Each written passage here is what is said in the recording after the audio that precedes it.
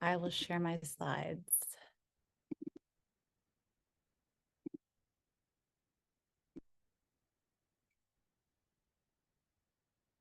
Okay. So thanks for having me, everyone. And I'm looking forward to jumping into a conversation that I really think is timely and necessary, which is the growing trend of phone-free schools and how it's an opportunity for the people who I interact with all the time. Those are anxious kids, anxious parents, and also anxious administrators. And as Mileva and Savine mentioned, in a world where we are constantly connected, that also means constant distraction. And many of our kids and teens find themselves struggling to manage the noise, the pressure, and this anxiety that comes along with always being on. I also know, certainly from my clinic, that parents are more concerned than ever about their kids' mental health, which is, in many respects a good thing. And at the same time, I think educators are finding it increasingly difficult to foster an environment where students can focus, engage, and learn. So I hope today we can step back and look at sort of school as this opportunity for unplugging, recharging, and experiencing what it is really like to be present, which is something that is so hard to come by in modern life. And so, though it sounds obvious, I suspect to many of us on this call, a phone-free environment in schools is not just about reducing screen time, it's also about giving kids the space to develop deeper social skills, focus on their work, and also foster a sense of calm that they may not get elsewhere in their lives or in their day. It's about giving them protected time away from pressures they may face online, reducing the temptation to compare themselves, to give them the opportunity to grow and learn without the constant pull of a device in their pocket. So I've called my talk Comfortably Uncomfortable and Why Smartphones and Watches Don't Belong in School, with school being an opportunity to reclaim resilience and reduce anxiety and reframe support. And I'm Allie Baker. I'm a child and adolescent as well as adult psychiatrist, and I'm based just outside of Boston. So next slide. So a little bit about me. As I said, I'm a physician. I've spent my career dedicated to working with both kids and adolescents, as well as moms and families. And I've really, through my clinical work, as well as being a parent, come to recognize the impact of technology on mental health as a pressing public health issue. So that's why I'm so thrilled at the opportunity to connect with you all today. And I'm spending a lot of my time, not when I'm not in clinic, trying to meet with communities to offer my perspective, because I think it aligns with, a proactive approach to primordial prevention in terms of addressing a risk before they fully manifest, and equipping families with knowledge and tools to set healthy boundaries around technology use. And this investment aligns with a broader mission to support long-term mental wellness, not just through direct patient care in my clinic, but also shaping environments that foster resilience and healthy development from the earliest stages of life. And school is probably the most obvious and, the obvious environment for that to take place. So how I accidentally found my niche in phone-free schools debate. So I, as a mom in my own local public elementary school, I would say rather naively, began advocating for phone and watch-free schools in my town, thinking like, this is simple. It's just common sense, right? And I expected, sure, the usual concerns about safety, fears about equity, questions about like implementation logistics. But what really floored me was actually this fiction that phones help kids. Like direct quotations I've heard along the way are like, it's their lifeline. Also, what floored me was administrators seemingly being afraid, oh, there will be backlash, there will be so much parent pushback. And also parents afraid of setting limits with their kids. And, most revealing also how the kids are at times afraid of each other in terms of like, what am I going to say? That's so awkward. What if this happens? So I really reflected on, wow, this is an anxious system. And also lucky for me, this is what I know and live and breathe clinically and in my day job. So I guess just like that, this niche was born. So next slide. Oops.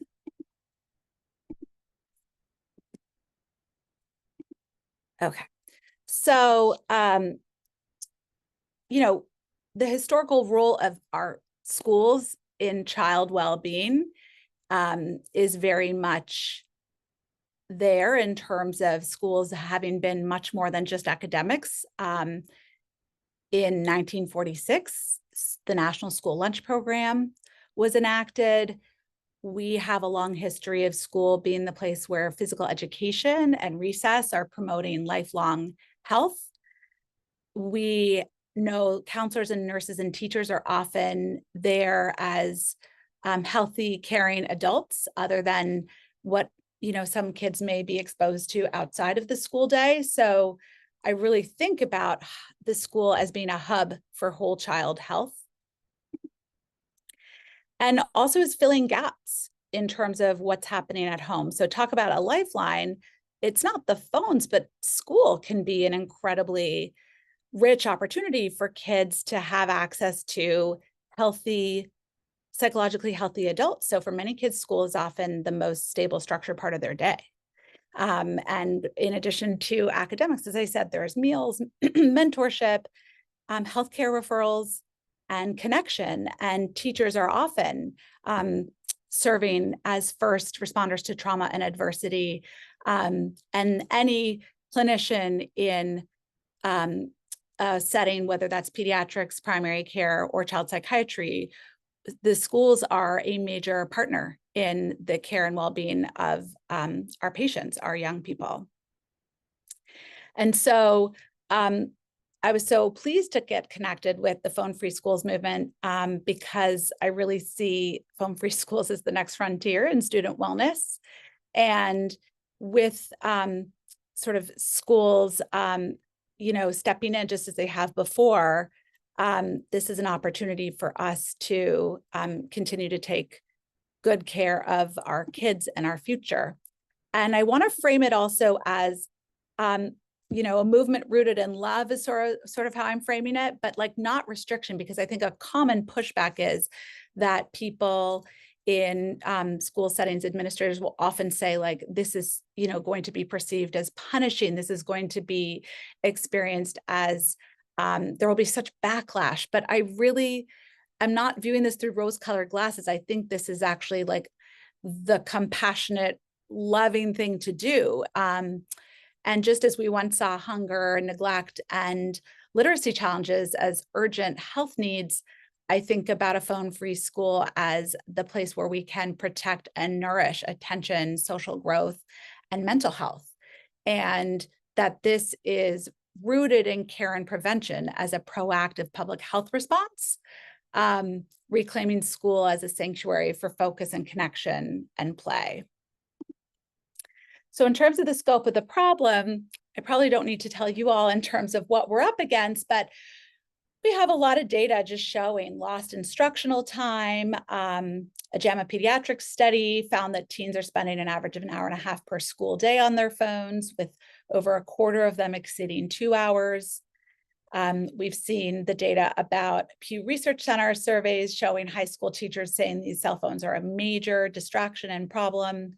And also administration burden. 90% of teachers support this idea of having student cell phone access prohibited, I think in part due to lost instructional time, just managing phone-related issues. And so then this is what's interesting then when proposing what's seemingly so sort of obvious and clear and, actionable in terms of a smartphone-free school day, bell to bell, then encountering this pushback. But we have to think about the anxious kids. Smartphones help anxious kids. And just define devices as tools to reduce anxiety. And so this is where I felt like it's really important that we look at decades and decades of research looking at real world data that actually the opposite is true. When kids or any of us are reducing our anxiety through avoidance, that is actually just enabling the perpetuation and the proliferation of anxiety. And so schools really have a crucial role to play here. This idea that anxious students will feel more secure at school with access to their phones is really, in fact, as I said, the opposite, in that what might feel like a comfort to the student in a moment often becomes a source of distraction, increased stress, and lower attention. And furthermore, this idea of that being the quick fix, like handing over a device or being able to access it, is not giving kids and families the opportunity to feel that they can be empowered, never mind schools as well, to create environments that truly support resilience, as opposed to this sort of temporizing measure where anxiety goes down through what's called avoidance coping. And so this really starts with tackling this myth that smartphones help anxious kids. So what about anxiety? Like, it's also important to remember that anxiety is normal and actually necessary. Anxiety isn't always a problem to fix. It's normal and part of child development. So when children experience anxiety in manageable ways, they're learning how to cope with challenges, build confidence, and navigate the world. And ideally, this is happening at school, where again, we have this community of caring adults and familiar sort of supporters, as opposed to none of this getting addressed until kids are now launching off to post high school independent living and have never had the opportunity to learn how to manage anxiety without sort of reaching for a device. And in so doing, not getting the opportunity to build the resilience that they need for the first job or the first relationship or the first interpersonal conflict without their device at the ready. So we want to create lots of opportunities, and ideally during the school day, many of these don't even need creating. They're just served up because that's sort of the fabric of a day at school, that there are opportunities for resilience. So like letting our kids face life's smaller stressors, waiting, uncertainty, like social tension during passing periods or in the cafeteria, without immediately reaching for their screen. And these moments, while sometimes uncomfortable, are really where emotional growth happens. And supporting our kids through that, as opposed to supporting them out of that, out of their anxious moments, this is where we build strength, confidence, and long-term well-being. So again, I'm sort of stating this point that one of the most important offerings of school I really think of is this practice ground for life, that a space for kids to grow socially through navigating friendships, as well as relationships with teachers, other adults in the building, resolving conflict themselves, not through their devices with their parents on the other end, learning how to read a room. In terms of social skills development, these are foundational life skills. And with phones and watches constantly within reach, these face-to-face moments get interrupted. Conversations get cut short. Eye contact fades.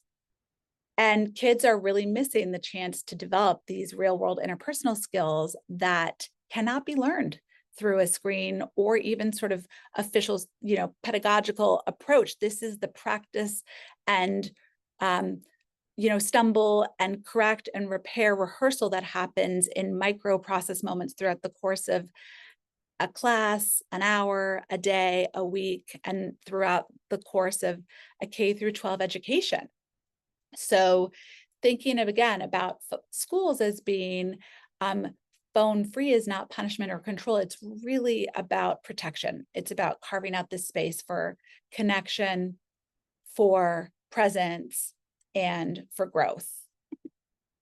So I included this just to sort of drive home this point based on the science about like how avoidance actually makes anxiety worse. So when students use smartphones to escape discomfort, whether that's social tension, a boring assignment or a difficult assignment, or a tough emotion, they're engaging in something that's called avoidance coping. And so this is a really important concept to understand because it's so powerful at decreasing that distress in the moment.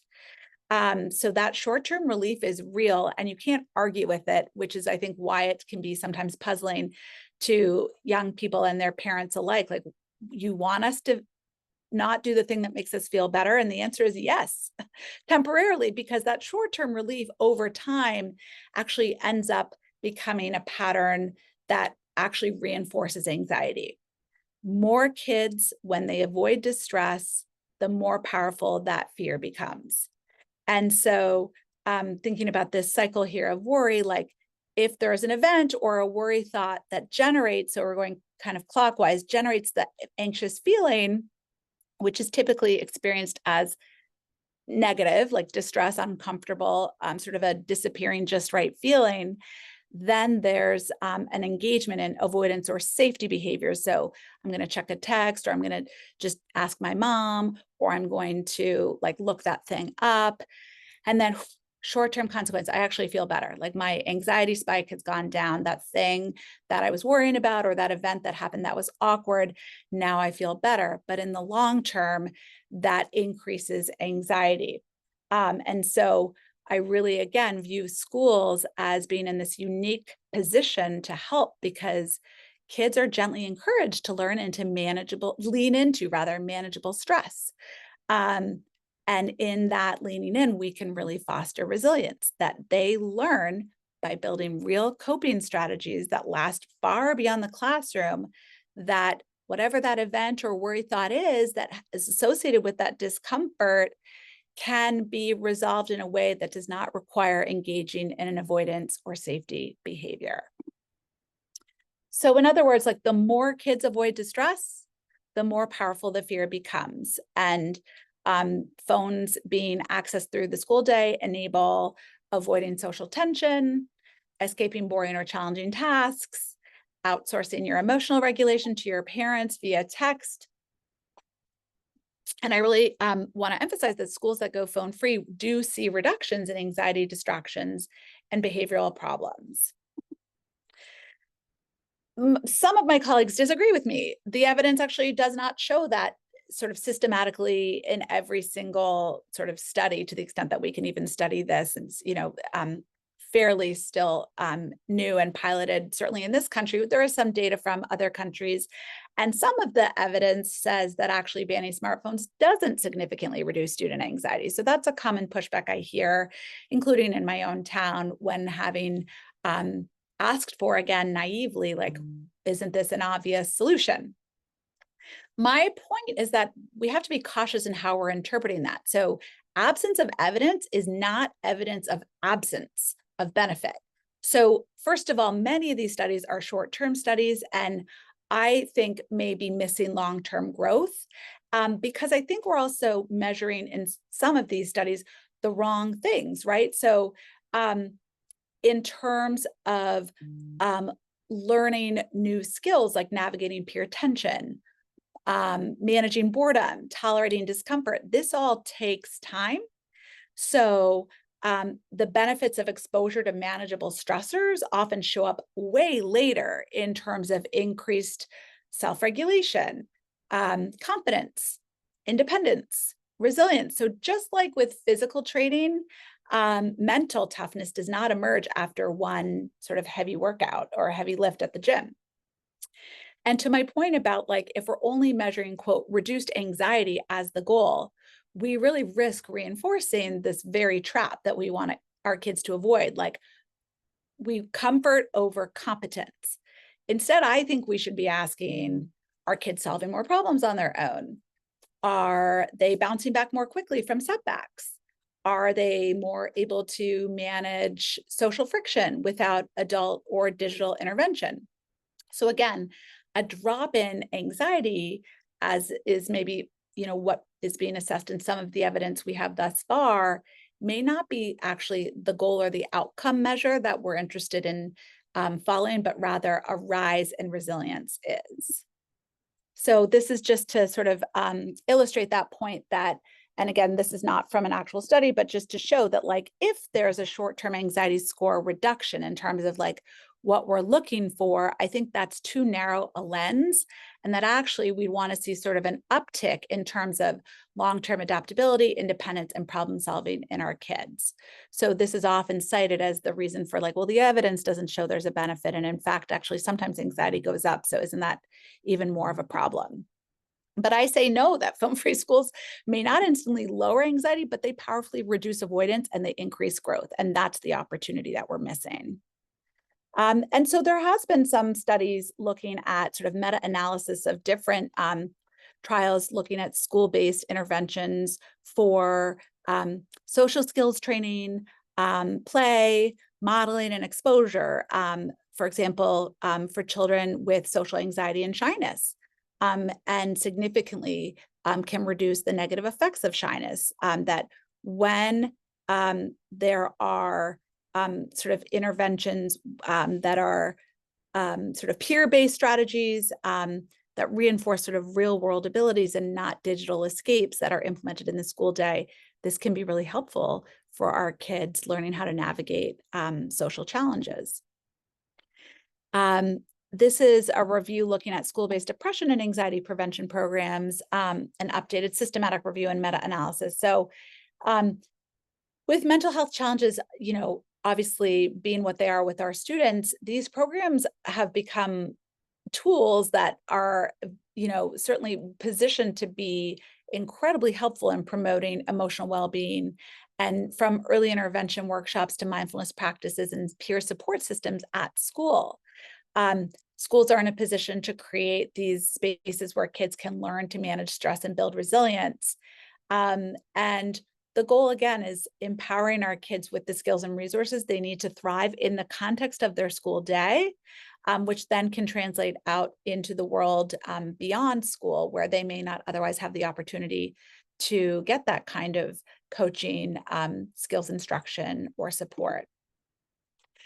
But when we allow smartphones in schools as a coping mechanism for social anxiety, we are doing more harm than good, in my opinion, because we know from heaps of research on something called experiential avoidance, which is the tendency to escape unwanted emotions or thoughts, that is linked to heightened anxiety.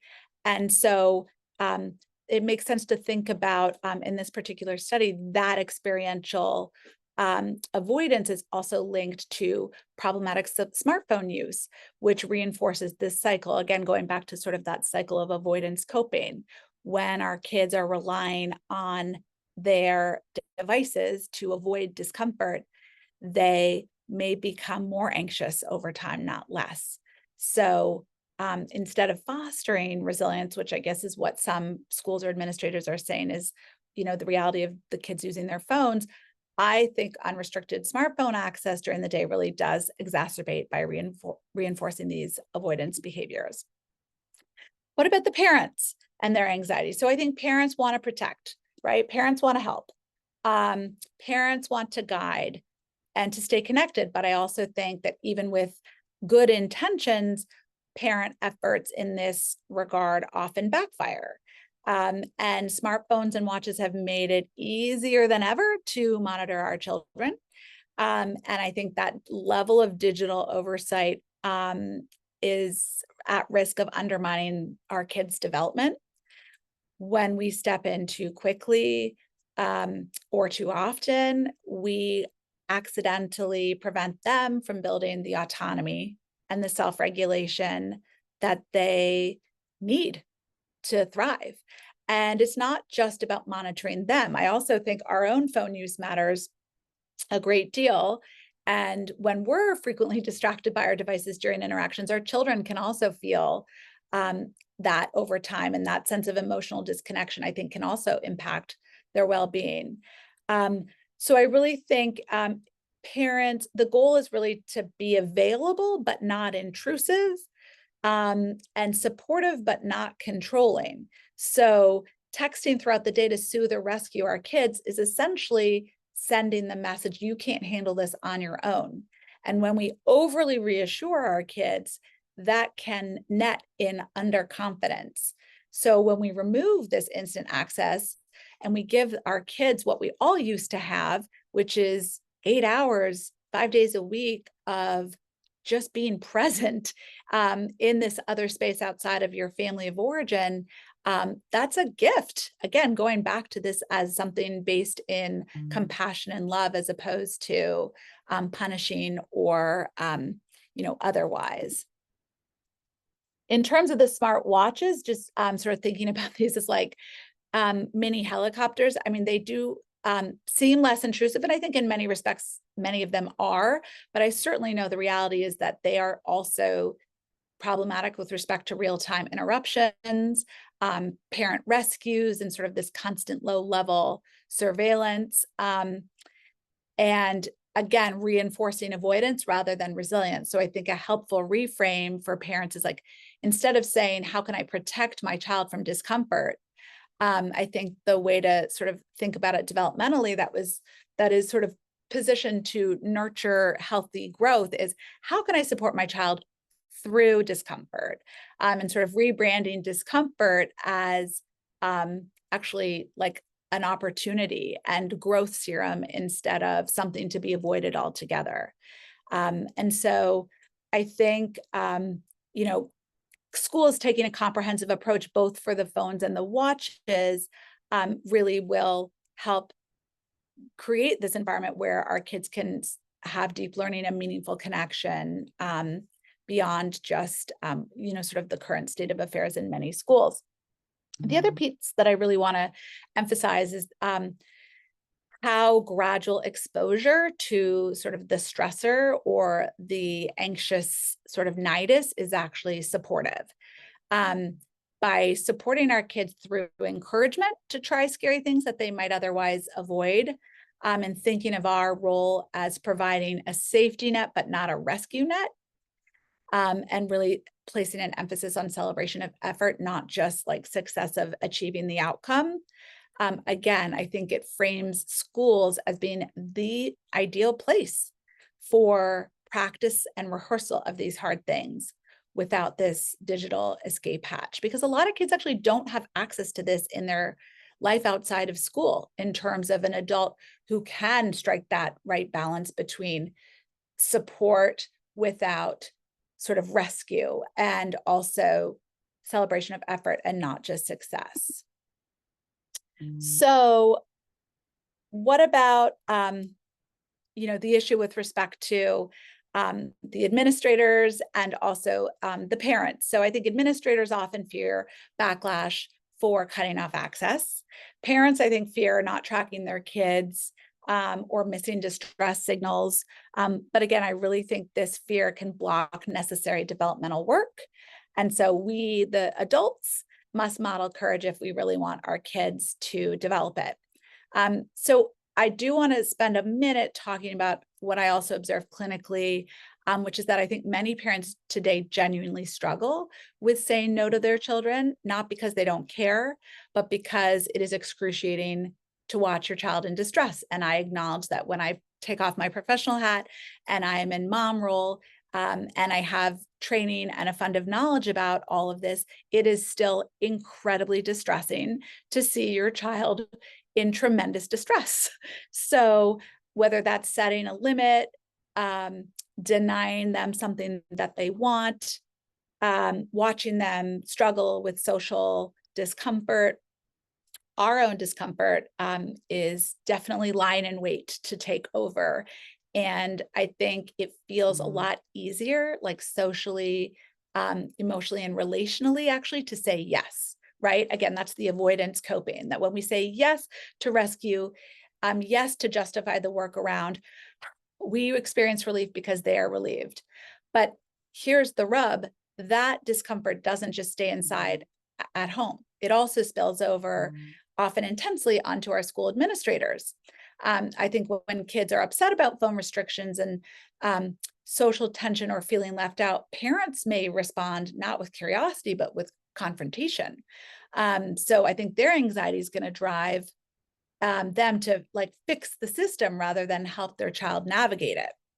So I really think this dynamic also has, the sort of potential to spoil it for everyone, because we lose sight of the opportunity right in front of us, with schools becoming powerful spaces to help our kids build tolerance, resilience, and self-regulation. And I think many school leaders know what the right thing to do is. They say it plainly in private, but I also think they're exhausted, they're burnt out, they're frustrated. And I've heard them say things like, well, parents should parent. We're not here to tell families what to do. To which I say, actually, you do that all the time. You tell us sort of like nutritional guidelines in the cafeteria, and you decide on like what the academic graduation requirements are, and implement sort of disciplinary procedures. School is already full of boundaries. And so again, going phone free is not radical, it's actually aligned. So again, as parents, this is just to sort of drive home this point that we are in this role to be a coach, not a rescuer. That when we let our kids struggle a little, it's actually how they learn how to handle life. And we are in the role as parents, as school administrators, as teachers, as coaches, to give tools, encouragement, and then the space to try, for them to try to fail, to work through that and move forward over and over and over again. And that's how they learn for life. I've stated this again, but I really view this as a public health opportunity, that by building resilience, emotional regulation, and deep focus as protective factors, and that these devices interrupt these skills. So when we remove them from the school day, if that's not happening at home, we are helping support primary prevention, an intervention implemented before there's evidence of injury or disease. So mental health is not just about therapy, but it's also about environment. And so what can our parents and schools do together? Well, I think at the school level, they can set clear and compassionate device policies, phone-free, bell-to-bell. They can be clear in terms of communicating the alternatives for emergencies, because that's often a parent concern. And I think it's not sort of sugarcoating it to frame it as a developmental support instead of a punishment, because I really view it that way. Likewise, I think parents, we can do the work by modeling our digital boundaries or getting those in check.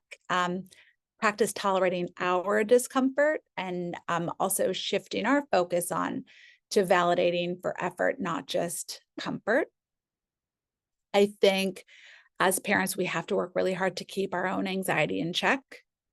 Being a parent really means learning how to live with a certain amount of fear.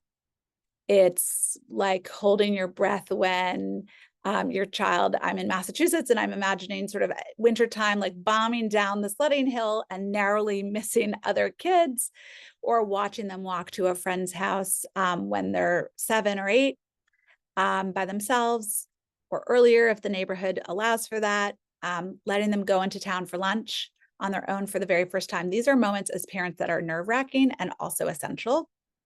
And it's how our kids are learning independence, confidence, and the tools they need to navigate life.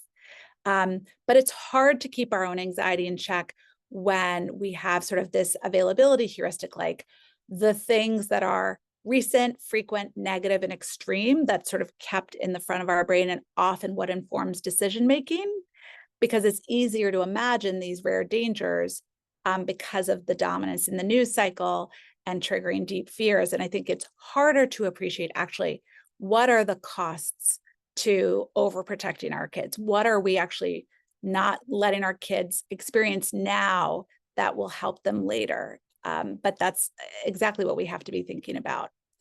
For parents who have clinical anxiety, And actually for kids who have clinical anxiety, we actually have data to show that parent-based treatments are as efficacious as child-based treatments for pediatric anxiety. So this is a study that came out of the Yale Child Study Center looking at coaching essentially for parents, like supportive parenting for anxious childhood emotions that is uniquely parent-based program. So the child never even crosses the threshold of my door or sees a child psychiatrist or therapist.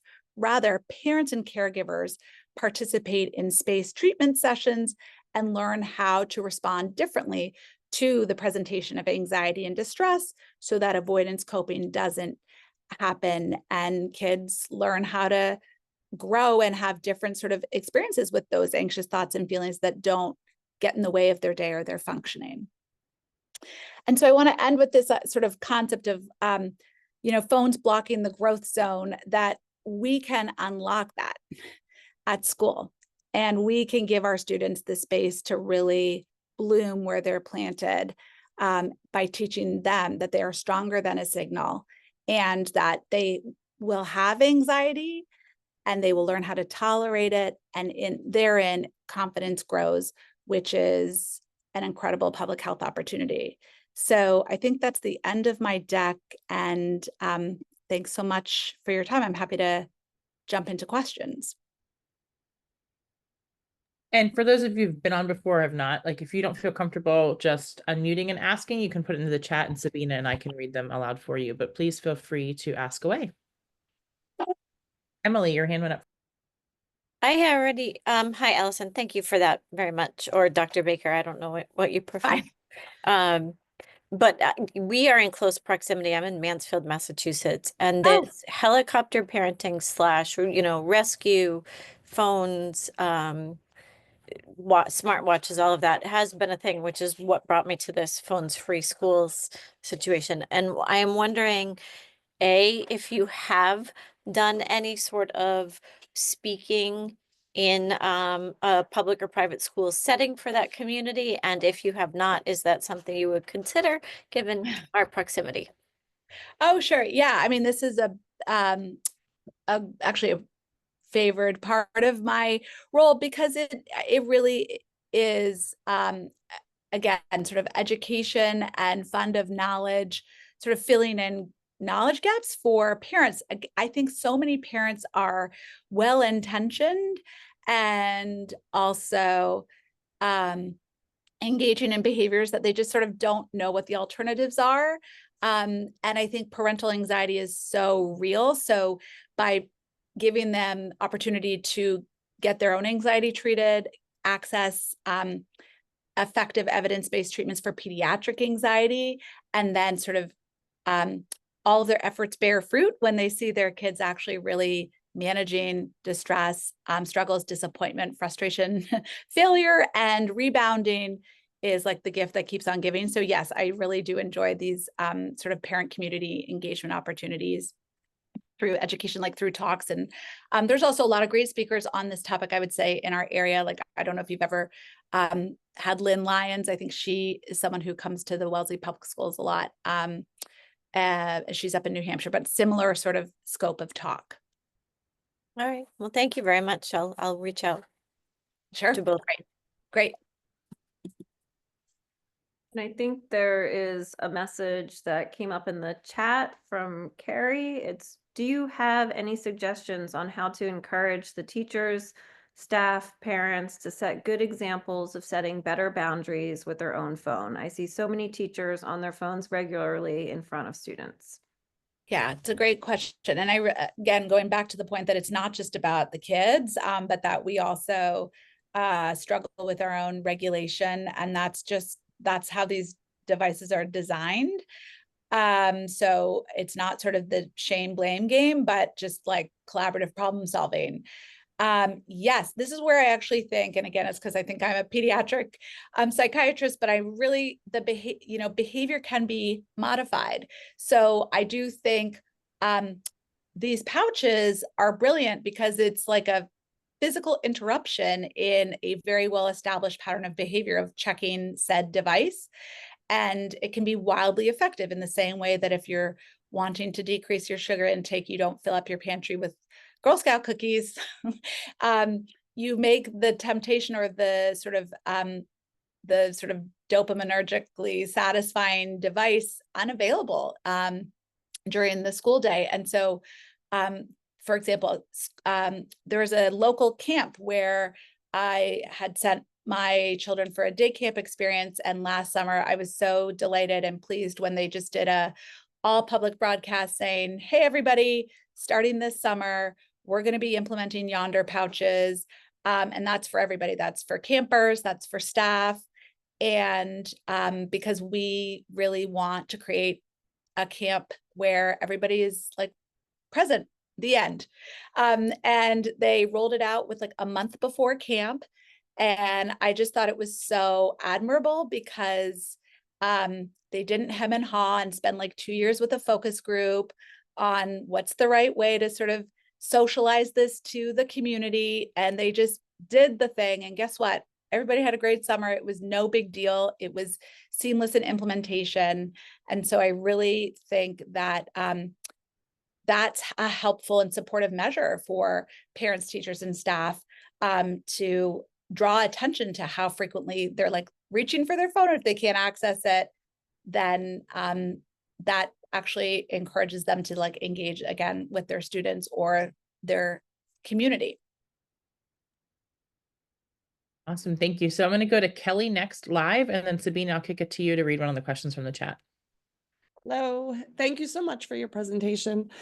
I work in global programming, so all of our students travel abroad, and we often do kind of a cold turkey, take their phones away once they arrive in location so they don't have their phones the whole time. But this time around, I've found that parents weren't ready for that. They thought they were, but then I'm the one who mans the phones on the US side, and there was a lot of drama with the parents. And I'm wondering, I think our school has some work to do with doing the school day no phone policy, but before we're able to do that, do you have recommendations that I can kind of scaffold with the parents or little activities I could do with the students so that they can get themselves ready for that kind of cold turkey moment? That's a really great question. And that's such an interesting phenomenon. But I so get that and see it. No, I think it's just, as you said, like, I think in the sort of managing of expectations, sort of stating what the policy will be. And then also I think like leading with also information like this is going to be harder than you think it is. We encourage practice and rehearsal in these specific ways, like, and starting small, like with any kind of behavioral modification or behavior change, it's helpful to start with a small concrete goal that you like write down. And then you can also sort of track in terms of what was successful, like what worked, and also what was harder, what didn't work. I think also by framing it in terms of the spirit behind the intervention is like, remember that why we're doing this. This is this incredible opportunity for our kids to like fully immerse themselves in these communities without the distraction of their devices. It actually helps decrease like homesickness, or at least at the very least allows them to fully immerse themselves and engage in their environment. I bet there's also probably really good like language or copy that you could get from like summer camps or, in terms of their tech policies, because I would say that is a really interesting sort of protected space for kids, maybe the only remaining space where they can like go away for several weeks or months and not have tech. But again, I think it's a new behavior for a lot of parents and kids. So therefore requires like some rehearsal to at least feel like it's not going to be cold turkey, but still worth doing because it's a gift. Cool. Thank you. Yeah. Okay, so I think I must miss this question in the chat before, but this is about why the negative and extreme news is what stays in the brain so much more than what we know through our logical thinking, and whether you can go into that a little bit more. That's a really great question. And the answer is because we were wired to like evolutionarily speaking, over hundreds of thousands of years of development, to remember the bad stuff more, because it sort of lies in wait and risks sort of our, ability to stay alive as a species. So that part of the brain developed and is incredibly sensitive, hypervigilant, and that's sort of sometimes referred to as our like deep brain or our amphibian brain or our reptilian brain. And so it's much more sort of nimble and hot when there is threat or perceived threat. So this is where then it becomes tricky business in modern life. Like we actually don't have a saber-toothed tiger kind of strolling across our driveway, or other threats to necessarily to sort of the safety and well-being of our health. Parents will push back and say, yes, we do. Those are called like school crises. So that's why it's sort of front of mind. And I'm sorry, you can give me all the academic data in the world, I'm still not going to change the way I feel about it. But again, it goes to that point where like when the threat is incredibly anxiety producing, or the idea of harm is so salient, even in the absence of all of this other information, including like extraordinarily unlikely, best practices per sort of police departments and sort of first responders, it's very challenging for humans to pump the brakes on that runaway train of the amygdala or the fear center and leverage the frontal lobes and capacity for reason and looking at data. I will say, though, it's not impossible. That's the whole spirit of psychotherapy and cognitive behavioral therapy. That's exactly what you do. You begin to look at thoughts as just information data kind of floating across your brain that we then sort of imbue with all of this emotional like intensity, but we could also notice with curiosity, with non-judgment, that we're jumping into sort of rabbit holing with a thought, when we could also step back and notice an anxious feeling in our chest, our stomach, and then let that thought kind of cross over like a cloud in the sky, and learn to respond to these anxious thoughts from a more regulated place emotionally. And that's exactly what cognitive behavioral therapy does. And it really works. Amazing. Awesome. I Dr. think Baker. Caroline. We have Caroline up next, and then Sabine, and I'll kick it to you for the one in the chat from Wendy.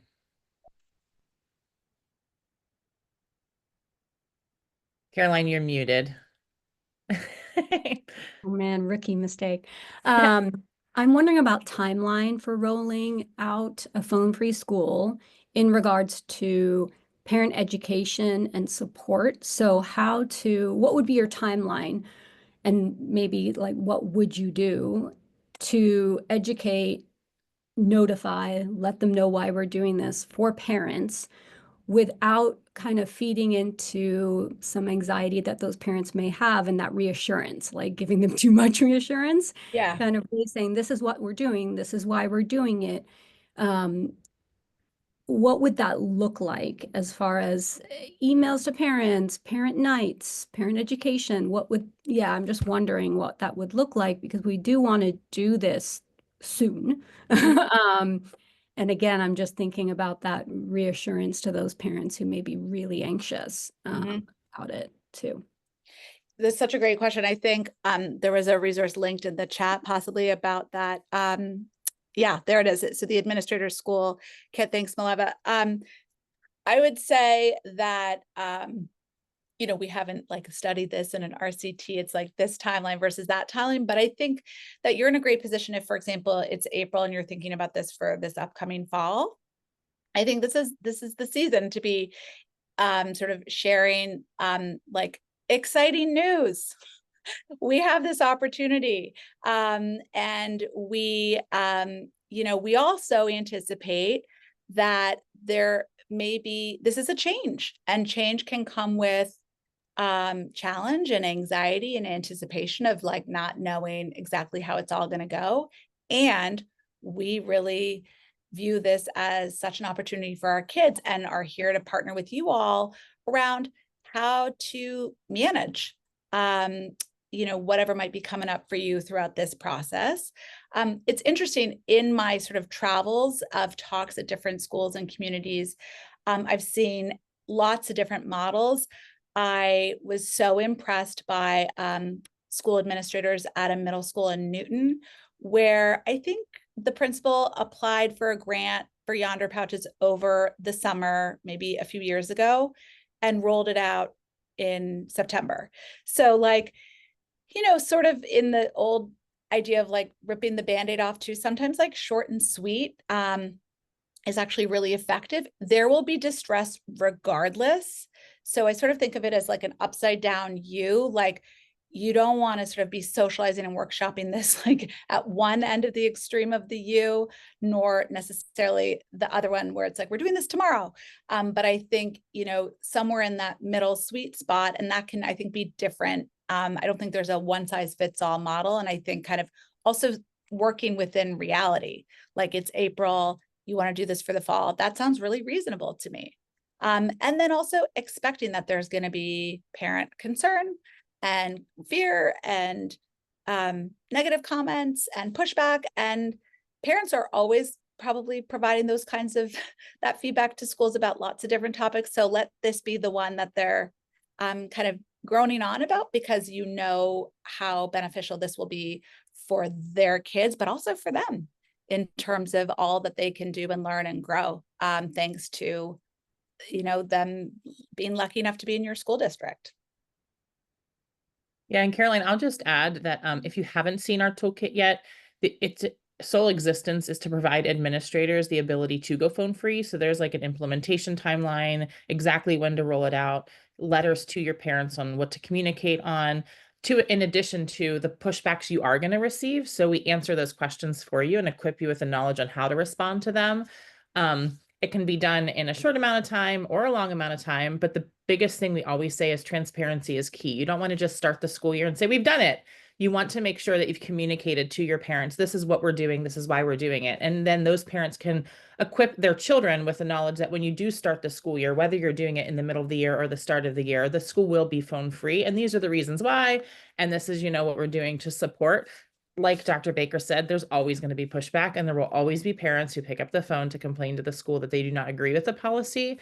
But the more you can prepare them in advance, the easier we have seen that transition happens. And I put the link to our webpage there so that you can download the toolkit for yourself. Thank you so much. And I think we have time for probably one more question. So this is from Wendy. She was wondering about your thoughts on helping students in reducing device use where there is a common theme of gaming addiction, and there are parents, teachers who are quite strict on laptop use and some less so. I see many students gaming while learning in class. What are some of your advice on addressing this concern? Oh yeah, that's a tough one. And with a minute to go, I'm not sure that I could succinctly solve all of that. But I think this is yet another reason why, access to games during the school day just has no place in the school day, because I think kids will want to engage in these activities because they're incredibly alluring, reinforcing, and designed that way. So this notion that the kids need to learn how to inhibit those impulses during the school day is just not sort of based in development. And so I think that it's really, again, sort of underlines why giving our kids a phone-free school day and phone-free school experience is such a gift to protect their time for learning, for social connection, for resiliency building. And so I'm so grateful for the opportunity to, participate in some small way in that today. Awesome.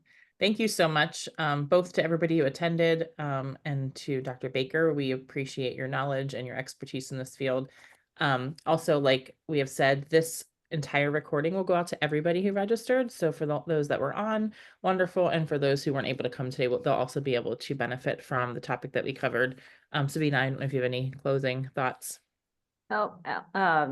Allie, that was amazing. I've learned so much. Thank you so much for doing this for us. I hope you all will utilize this recording, share it with others, and thank you for being here.